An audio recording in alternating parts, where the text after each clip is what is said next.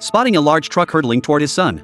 The father rushed forward, fortunately, at the last moment. He managed to pull his son to safety, but the truck's cargo container, propelled by momentum, plowed forward unchecked. His daughter stood nearby.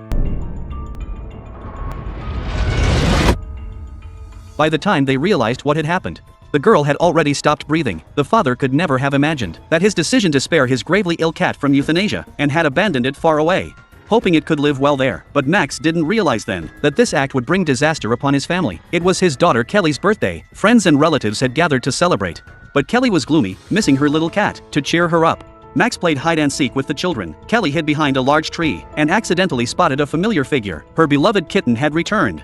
Kelly instantly burst into excitement, but unexpectedly, at that very moment, a tanker truck sped toward them. Since this stretch of highway was rarely used, the driver was distracted by his phone while driving, causing Kelly to die instantly. They held a funeral for Kelly, unable to accept her daughter's passing.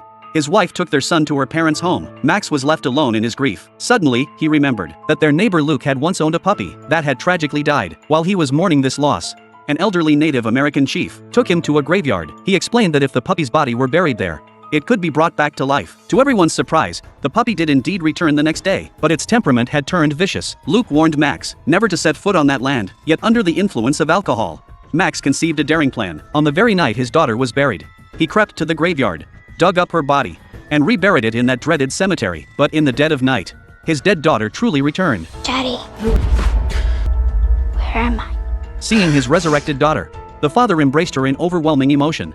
Utterly oblivious to the putrid stench emanating from Kelly, he then took her to the bathroom to give her a bath. But while combing her hair, something caught on something. Max lifted it to find the stitches from the undertaker's sewing.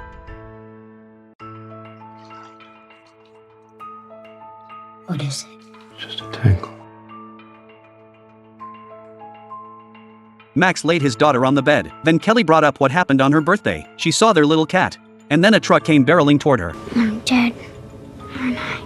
No, honey. No. You're here. Will you stay with me? Of course. Though Max knew deep down, this Kelly was no longer his daughter, he didn't regret bringing her back. The next morning, Max had just gotten out of bed when he saw Kelly wearing the clothes she'd been buried in, dancing wildly in the living room. But mid-dance, her mood suddenly turned violent. Be careful. Stop it, stop it, stop it. Ellie, stop it. Just then, his wife called, but Max hung up immediately. Unable to explain this to her, he couldn't bear to imagine her reaction upon seeing their daughter. Rachel then called Luke. She hadn't been able to reach Max, so she asked him to check on him at home. But the moment Luke knocked and entered, he immediately noticed the dirt on Max's hands. I don't remember you leaving last night. Yeah, you passed out. Listen, I gotta get back inside. I've been waiting for Rachel to call all morning. If you've done something, it's not too late to undo it. You don't have to worry about me, John.